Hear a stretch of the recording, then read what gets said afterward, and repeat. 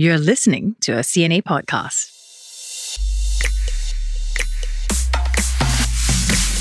Hi, it's me, Tiffany, on the Work It podcast. Now, Gerald is taking a break today because it's the time of the month when I invite a colleague from CNA Today to share about a work-related story that they are working on. So usually I speak with their reporters or contributor, but today I'm going all out because I have their boss in the hot seat. She's none other than Deputy Chief Editor Yasmine Yahya. Welcome to our podcast, Yasmine. Hi, Tiff. Thanks. It's great to be here. Thanks. So those who are listening in will already know what we are talking about because they can see it from our headlines. Basically, the idea is how do you manage interns without going insane, okay? So you run the entire operations at CNA Today with the help of your editors, of course, but I suppose you've had many interns come through your door? Yes. So even before I was DCE, Deputy Chief Editor, I was a supervising editor for about 5-6 years. So I have seen quite a lot of The good and the interns bad. come through our doors. How many would you say you would maybe hire back as a full-time staff? Wow. Less than half for sure. I would say maybe 30% of them would meet the mark. Yeah. Okay, we should talk about what kind of people will meet your mark. But we're talking about this topic because one of your interns who just left wrote an article on this very That's right. subject. So shout out to So Yon Yon, whose article will be out this weekend. Let's talk about both of our experience managing interns because I've also had to manage a few interns over the course of my career. And also, what are some things that experts say when it comes to managing interns? When I was working on this podcast, I went to Google intern managing workplace, just Google these keywords, right? And it was just full of intern horror stories. I'm not surprised. Yeah. But do you have your own intern horror story? I do. We've had people who quit on us after just a week. Oh, okay. Because they came here looking for a job in journalism and yet realized that they don't like talking to people. They thought they'd just be sitting at a desk, writing up press releases perhaps. They were uncomfortable going out on the streets and doing reporting on the ground. Yeah. Just a really bad fit. I've Yep. had interns as well who didn't want to accept the realities of the job, I feel. Yeah. Like long conversations back and forth about why they had to do what we wanted them to do. And like long working hours, they couldn't understand all of that as well. Yeah, or sometimes they just don't want to accept that the job scope is what it is. Okay. Like they will complain, why do you want me to do things this way? Okay. Why does the story have to be written in this particular angle? Like Yeah. they just feel like they should be able to write what they want sometimes. They don't like taking direction. So Yeah. we've had some difficult moments. When we talk about intern horror stories, they always talk about how your manager is bullying you or your manager make you work very long hours. But then on the flip side, there are some interns who do, I would say maybe they would be very clear on what they want or they don't want and they feel that they should voice out every single thing as well. Yeah, I think right? that's become truer and truer over the years. I definitely feel like the more recent interns we've had have had much stronger opinions Okay. about what they wanted out of the internship, or they had a much stronger sense of identity of themselves.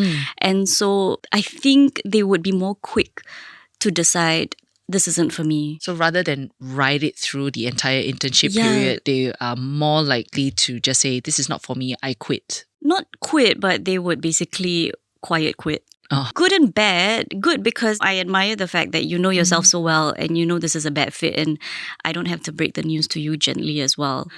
It's mutual. Yeah. And then it's bad also because now I have this dead weight on my team and I don't know what to do with this extra headcount that I have to manage and keep safe Yeah. and try to teach a thing or two too, but they don't really Yeah. want to do anything. Yeah. For me, one particular intern has always stuck in my memory, not for a good reason, but I remember this intern would not be able to meet deadlines and was constantly late for work. So at some point, one of our more senior people on the team had a word with him and he, I kid you not, said he just doesn't think that we are good enough or smart enough for him, which is why he felt very Wow. unmotivated at work.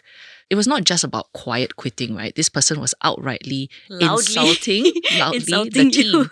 Yes. So that was a bit like, it was quite a shock because I don't think anybody was really prepared for that sort of feedback. There are other ways that you could Of obviously course. feedback if you are not happy about that. Yeah, no, I'm relieved I've never had to deal with Yeah, I that. hope you never ever have to. Yeah. So that really stuck in my memory. But as a supervisor yourself, what would you do in an intern's first week at work? So when they come to us, most of the time they've not had any experience in the newsroom at all. And I would say that the newsroom environment is really quite different from most other corporate environments, right? So the first week is really just about settling in, orientation. We give them a buddy. So a reporter on the team is assigned to be their buddy. So this is their friend on the team to whom they can ask all the stupid questions that they may be too embarrassed to ask the bosses. And then basically they just get to know the rest of the team. They get to familiarize themselves with the work that we do, and maybe they help out this buddy with some of the work that she or he is already doing. So they get a taste of what the real work is going to be like once they do it on their own. Yeah. So first week is really just settling in. For me, what I have done previously is to set very clear expectations. We've had interns before where at the end of their internship period, they did mention that actually I don't really know what is the outcome. So I decided to shift my approach a little bit. And what I did was to say, okay, let's sit down, let's have a chat. This is my expectation for you going into this internship. So one of our interns who just left us, that's exactly what I did. So I said, okay, by the end of your internship period, I would like you to produce at least one podcast. I would like you to learn these things because this will allow you to see how a podcast is produced from the start to the end. And at the end of her internship period, she actually said, I appreciated that chat. That's a really good idea. And I think I might steal that from you now. And after that chat, it was very important for me to put it out in an email because it's not so much that I think she will forget. It's more like I will forget. Yeah, both of us. Yeah, both parties need the so reminder. at least, like whether is it like if she's with us for like 3 months, at least after 1 month, I can say, okay, where are you according to these goals and these outcomes? It's almost like we sign a contract, right? Like an unofficial contract. Yeah, no, I think that's a really good idea. I think maybe I should set more clearly defined goals like that. I think the reason why my team, myself and my deputies have been hesitant to really put it down like that is because quite often you don't know what caliber of intern you're going to get. That's true. You won't know what strengths they have. I would say my worry is that if you put it down so concretely, you need to produce X number of output. If they don't meet that mark, does it mean they have failed the internship? Not necessarily. Not necessarily, right? yeah. Because they may have discovered different strengths and contributed to the team in a different way.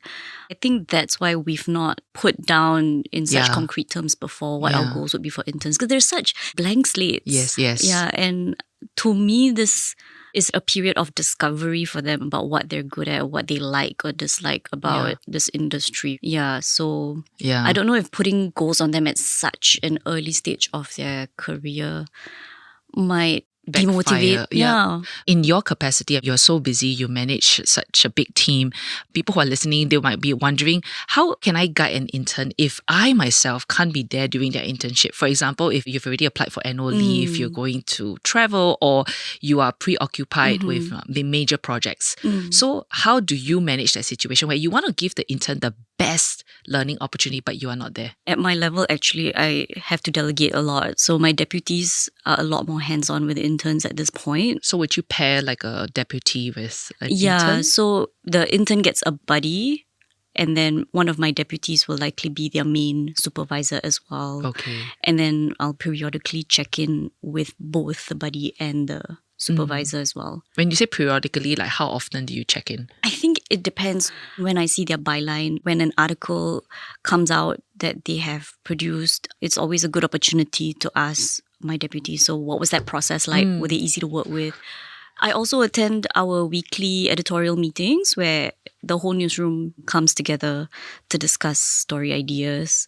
And that's when I can observe firsthand as well, whether this intern has ideas, how engaged they are, how enthusiastic or passionate they are about the work that we're doing. How quickly should managers expect their interns to get up to speed? We're talking like 1 month, 2 months. I think 1 week obviously is impossible. Yeah, I would say 1 month is a pretty good gauge. Especially for a job like ours, right? It's very on the ground. You get your hands dirty quite quickly.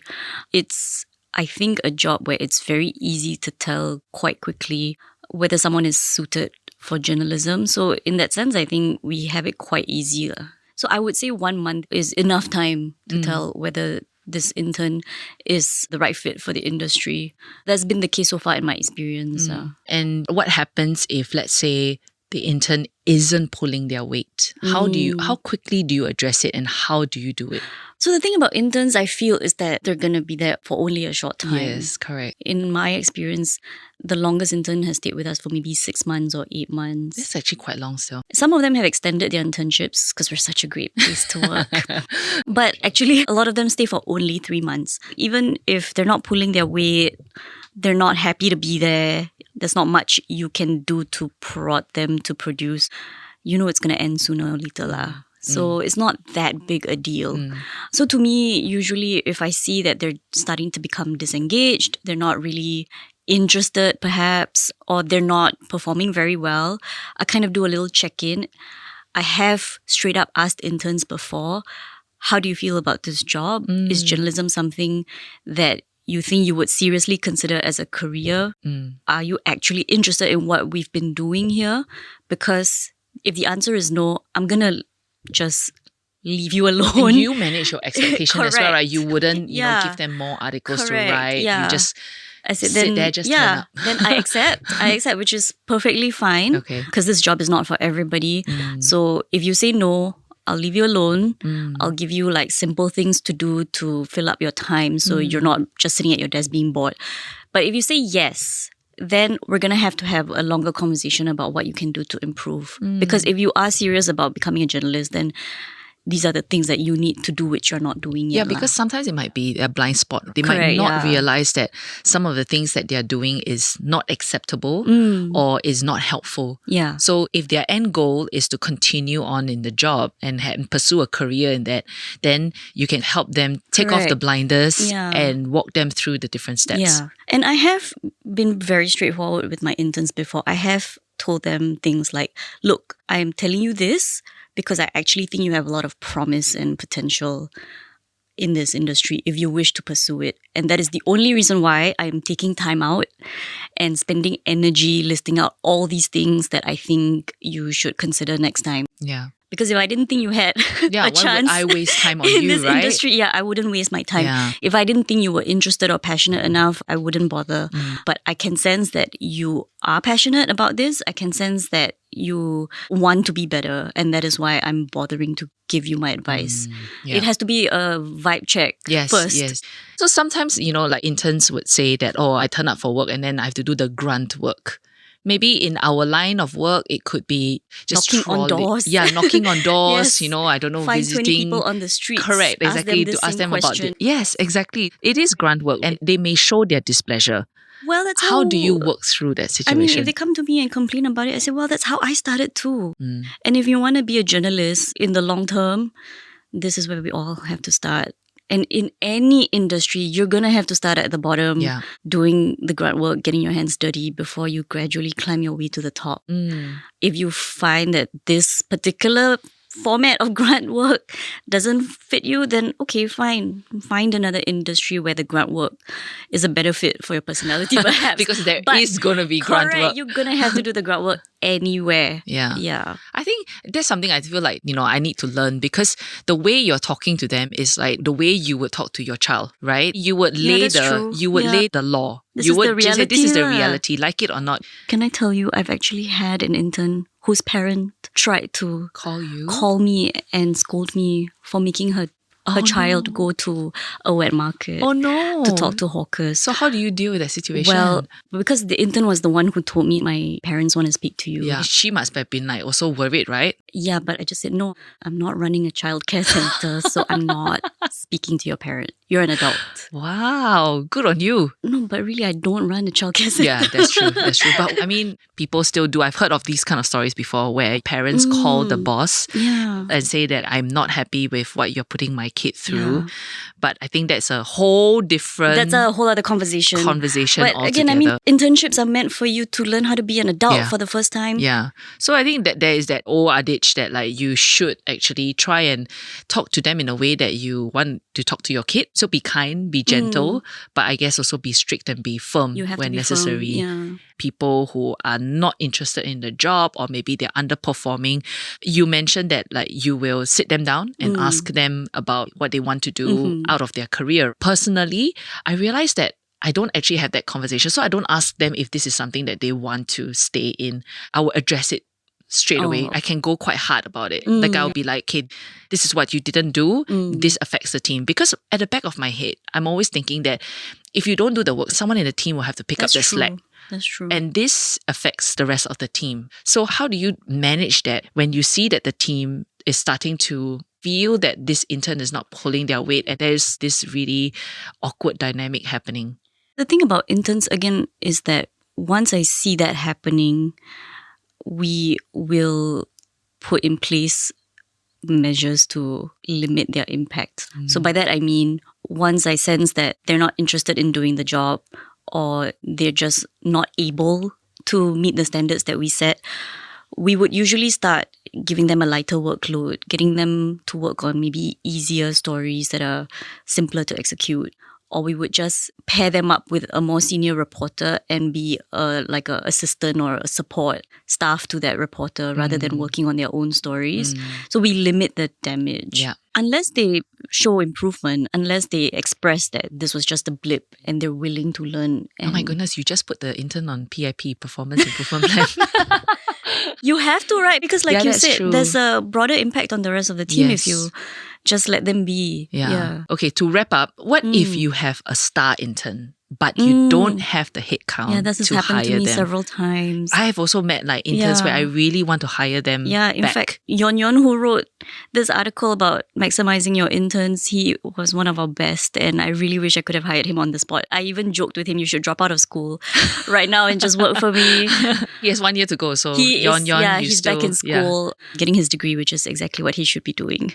So, I mean, with my star interns, and it's not just him, I've had a few others, I try my best to stay in touch. And every time an opening comes up, they'll be the top of mind. Your the first people Rolodex, right? that I'll reach out to. Yeah, so I mean, we have at least one reporter on my team now who was a star intern who's come back and worked with us full time ever since.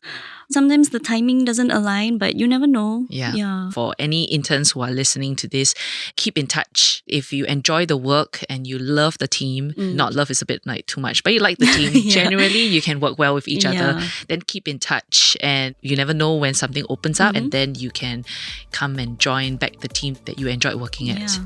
Thank you so much for your time. Thank you for having me. So finally, Saw Yon's article is coming out this weekend, so keep a lookout for it.